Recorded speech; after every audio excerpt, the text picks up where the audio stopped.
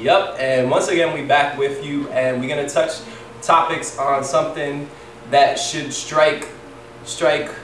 What is that word that I'm looking for? A chord, or hit home to a lot of you viewers. The fact that people just don't know when a relationship is over. So, I know for me personally, when the relationship is over is when you start arguing like continuously and stuff. But I know everybody is different, and people have false hope, and people are like, oh, you know what, I have a lot of hope in this person, and like, I care about this person, and I invested like a year and shit, and we just arguing, but you know, it's always good the first 3 months because that's the honeymoon, but we're gonna get married, and I don't know, like, I just personally got out of a relationship, and it's just, it was the end of it, and I know it was kind of hard to get over it because I was one of those people that had the false hope, but I just wanted to know, like, where you guys are at with that. Once I start getting the icks when he calls, you know? Well, you know how in the beginning, you know, someone you know, you see his name on your phone, you're like, awesome, you flip it open, you're all excited. Once it gets to the point where it's like, again, like, what do you want from me? And like, that's, yeah, when I get the icks, it's done. Done. Okay. Delete from the phone.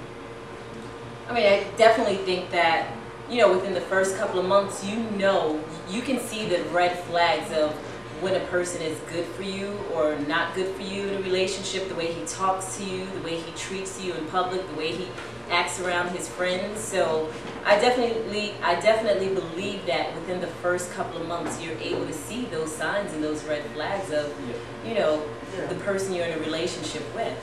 But you know, I always think, if y'all had that relationship, y'all close and everything like that, and you will, I guess you had to be friends at some point, you should leave the door open. I mean, for me, you know, I'm Christopher, so you might want to get back together every now and then for some little extracurricular activity or something like that, you know. That's if you're good. Well, yeah. He's Christopher Blue, he's good. But, you know, you don't have to mean that you have to just because you don't have to be in a relationship anymore, y'all can just still be friends, you know. Now let's say you ending that relationship and it's getting so bad that the person is getting physical with you, physically abusing you or verbally abusing you. You still gonna have that false hope of sleeping with that person?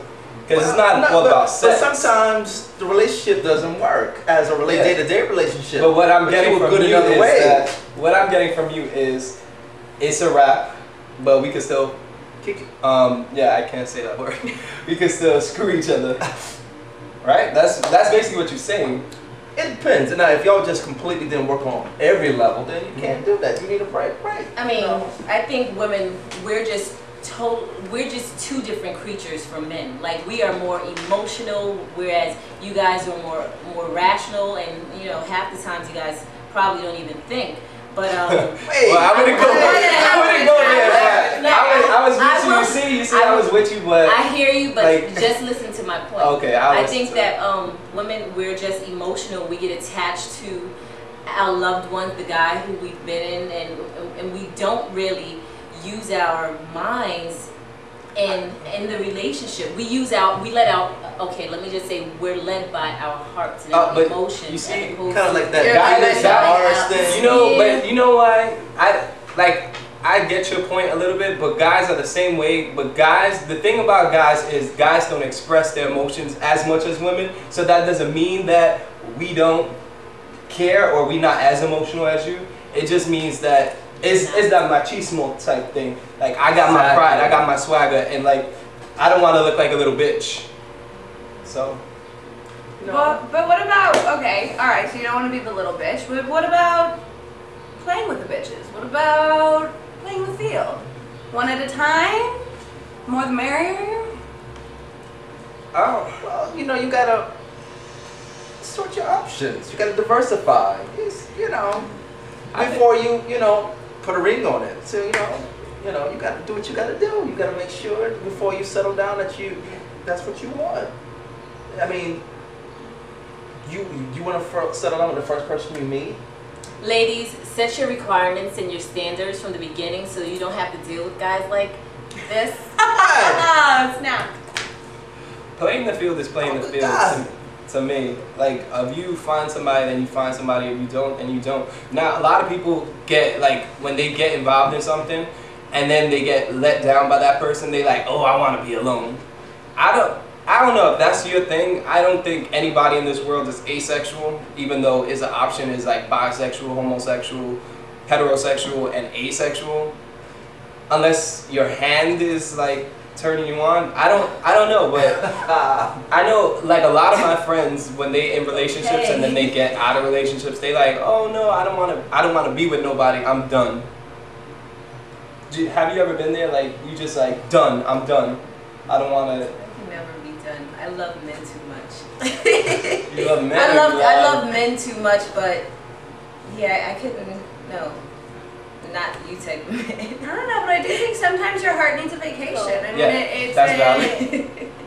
You have to recover mm-hmm. from whatever, and I think if you bounce from relationship to relationship to relationship, you miss a lot of that in between. Yes. A lot of, you know, rebound. The take home food and the drink home pain. You know, you got to go through that, or you haven't really processed the whole relationship. I think dating is good. I think dating, healthy dating, once you set your requirements and your standards from the beginning, I think healthy dating is good, because then you'll get caught up in this one person and you'll put all, you know, your mom taught you don't put all your eggs in one basket, and I think that, you know, especially if you're young, if you put all of your eggs in one basket, to come to find out years later that this person is not necessarily the one for you, then it's just a lot of time, energy, and heartache that you're gonna, you know, that's gonna catch up to you in the long run. So but every time you get in a relationship, good. do you already set in your head that you want to get married? Is that what you think every time you get in? Absolutely not. Absolutely not. I mean,